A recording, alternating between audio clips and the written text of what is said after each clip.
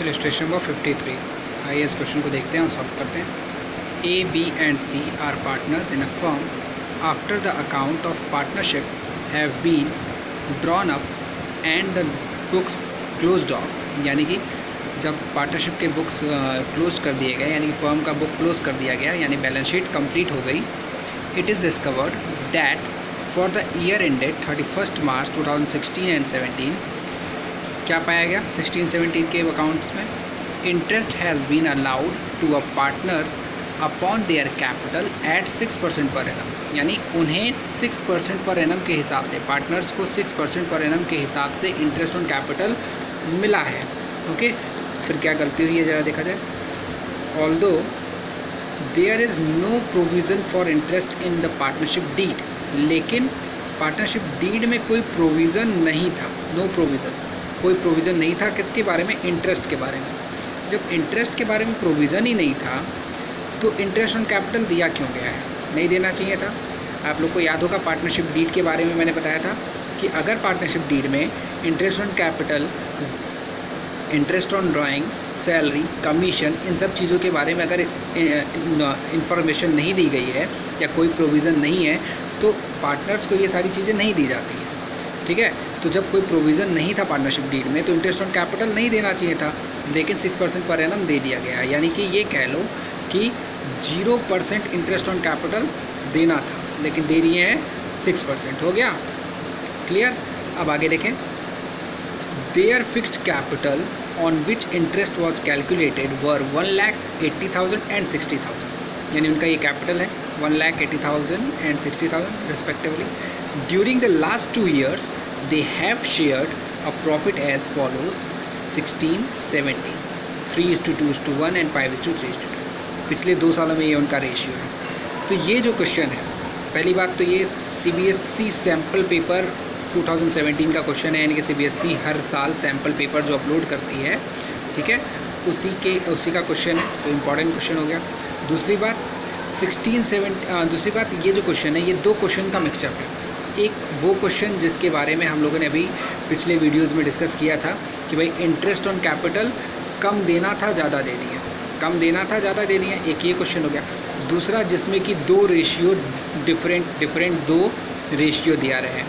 Okay, तो ये जो है 2 डिफरेंट रेशियो वाला क्वेश्चन भी हम लोग लगा चुके हैं, और कम देना था ज़्यादा दे दिए ये भी लगा चुके हैं। तो बस इन दोनों क्वेश्चन का मिक्सअप है और इसको करेंगे।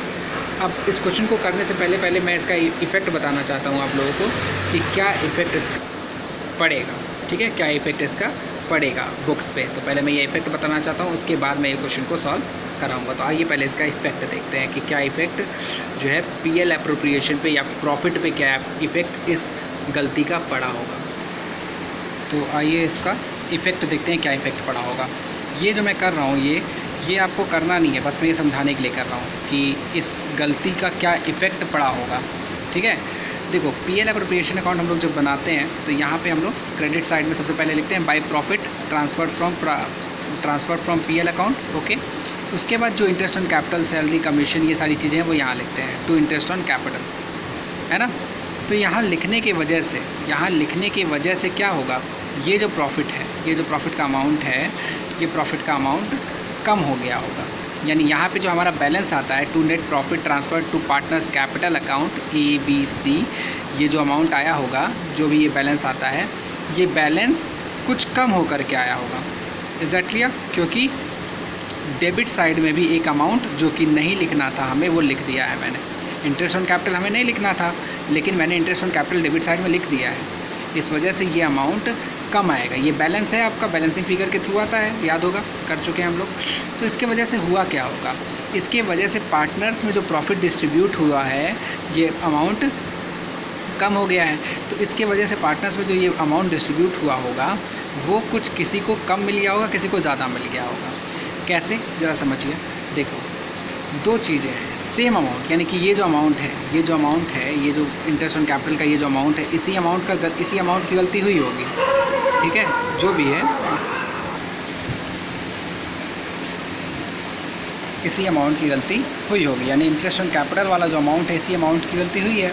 तो तो ये अमाउंट यानी यहाँ पे जो भी अमाउंट है जो कि 6% पर एनम के हिसाब से चार्ज किया गया है, लगाना था 0, लगाए हैं 6%। ओके, तो 6% के हिसाब से जो ये अमाउंट चार्ज किया गया है तीनों पार्टनर्स का, ए बी सी, यहाँ पे ए बी और सी तीनों आएंगे, जो भी अमाउंट होगा ये अमाउंट प्रॉफिट के फॉर्म में बटना चाहिए था। ये अमाउंट प्रॉफिट के फॉर्म में बटना चाहिए था, लेकिन इंटरेस्ट ऑन कैपिटल के फॉर्म में बट गया है।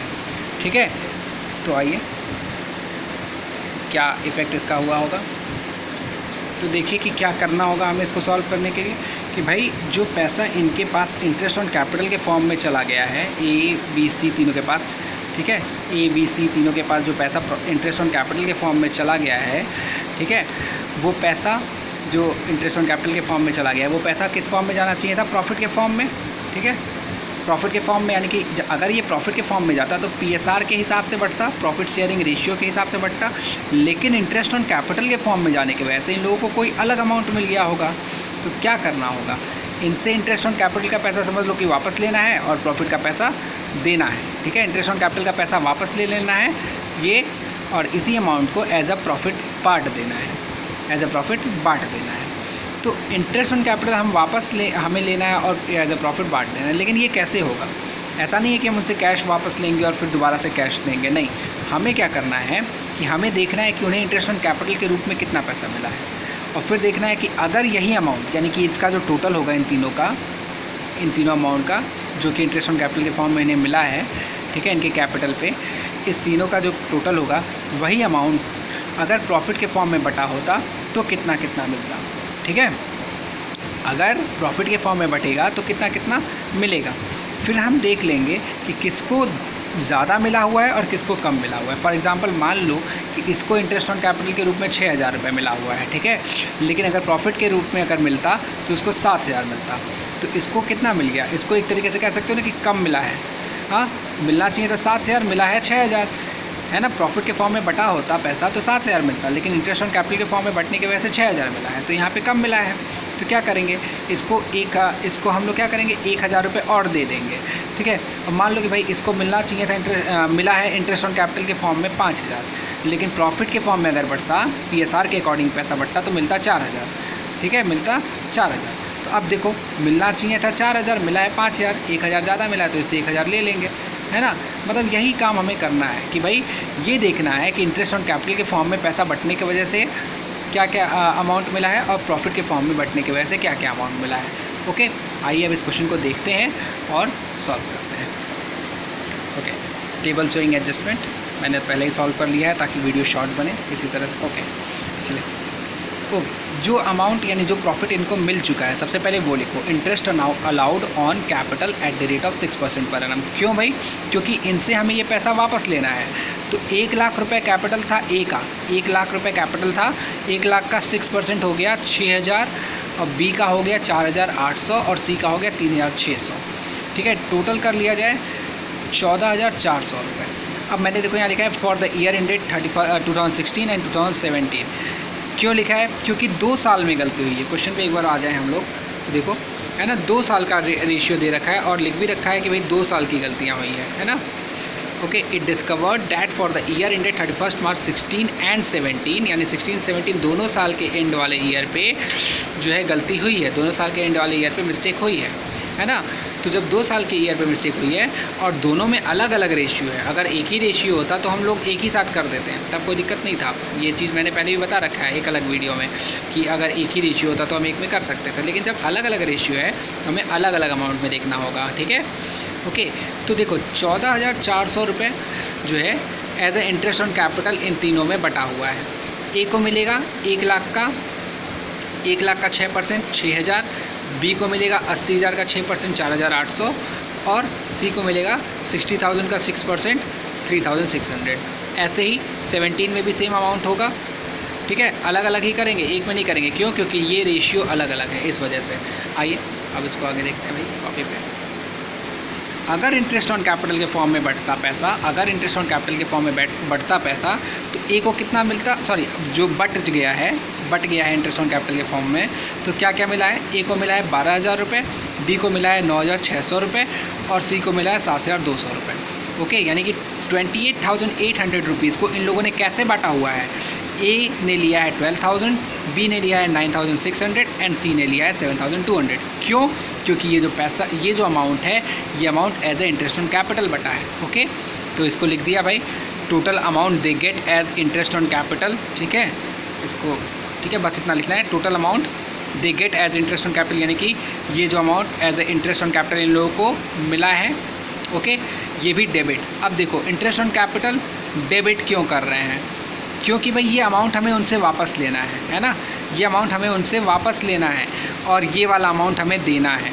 तो जो वापस लेंगे वो डेबिट करेंगे। पिछले वीडियो में मैंने डिस्कस कर लिया है कि डेबिट क्यों करते हैं। ओके, तो जो भी अमाउंट वापस लेंगे इसलिए उसको डेबिट करेंगे।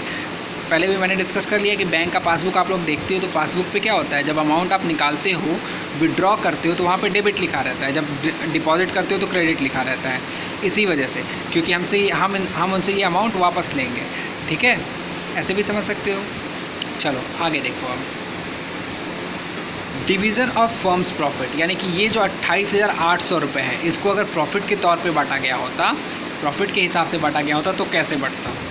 ठीक है, और इसको हमें प्रॉफिट के हिसाब से ही बांटना ही है, क्योंकि इंटरेस्ट ऑन कैपिटल तो है ही नहीं पार्टनरशिप डीड में। तो 28,800 को अलग अलग 14,400 और 14,400 करके प्रॉफिट के फॉर्म में बांटेंगे। ठीक है, 14,400 करके ही प्रॉफिट के फॉर्म में बांटेंगे। क्यों भाई? क्योंकि दो अलग अलग रेशियो है, इसीलिए। ठीक है, division of firms profit for 16 and for 17। 16 में 3:1 के हिसाब से बटेगा, तो ए का हो गया 7,200, बी का हो गया 4,800 एंड सी का हो गया 2,400। 14,400 टोटल हो गया। एंड ऐसे ही फॉर द ईयर एंडेड 16 इन 5:3:2, यानी कि 17 है, 17 में 5:3:2 के हिसाब से बांटेंगे, तो आ गया ए का 7,200, बी का हो गया 4,320 एंड सी का हो गया 2,820। ये तीनों क्रेडिट करेंगे, यानी कि कह लो कि ये वाला अमाउंट उनसे वापस ले रहे हैं और ये वाला अमाउंट दे रहे हैं। तो जब दे रहे हैं तो क्रेडिट करेंगे, सीधी सी बात है। ठीक है, तो टोटल कर लो, क्रेडिट, टोटल क्रेडिट ए का 14,400, बी का 9,120 और सी का हो गया 5,280। क्लियर? अब आगे देखिए, अब हमें क्या देखना है कि उनसे वापस कितना लेना है और उनको देना कितना है। उसी के थ्रू हम लोग अपना नेट इफेक्ट निकाल लेंगे कि वापस कितना लेना है और देना कितना है, तो इसी का नेट इफेक्ट निकाल लेंगे। डेबिट और क्रेडिट का नेट इफेक्ट निकाल लीजिए।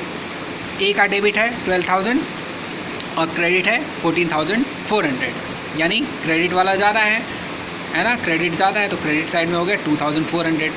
बी का हो गया 9,120 क्रेडिट एंड 9,600 डेबिट, तो इनका डेबिट वाला ज़्यादा है 480, तो इसलिए इनको डेबिट कर लो। ठीक है, और ऐसे ही सी का हो गया आपका 7,200 डेबिट और 5,280 क्रेडिट। यहाँ पे डेबिट ज़्यादा है तो आपका 1920 ये डेबिट हो गया। तो इन दोनों का टोटल आप करोगे तो हमेशा 2,400 के बराबर आएगा। जब भी हम नेट इफेक्ट निकालते हैं तो नेट इफेक्ट का debit is equals to credit हमेशा होता है। ठीक है, debit is equals to credit हमेशा होता है। अगर नहीं हो रहा है तो इसका मतलब है कि आपका टेबल गलत है, पहली बात। और हाँ, एक क्वेश्चन था जो जनरल रिजर्व वाला था, उसमें नेट इफेक्ट में कुछ अलग आया था, लेकिन वो भी, उसमें भी जो है एक जगह हमने जो है नेट इफेक्ट में यहाँ पे जो है करके जनरल रिजर्व को दिखा दिया था। ठीक है, तो डेबिट और क्रेडिट हमेशा इक्वल आएगा टेबल में। ओके, इसी के थ्रू एंट्री बन जाएगी आपकी B's capital account debit, C's capital account debit to A's capital account. Wait, मैंने गलत एंट्री बोली है, क्या गलती की है? B's current account debit, C's current account debit to A's current account. क्यों? क्योंकि इन लोगों का कैपिटल फिक्स है। ओके, एंट्री आप लोग कर लीजिएगा, कर ही देता हूँ मैं। क्या होगा? B's current account debit, C's current account debit to A's current account. Okay,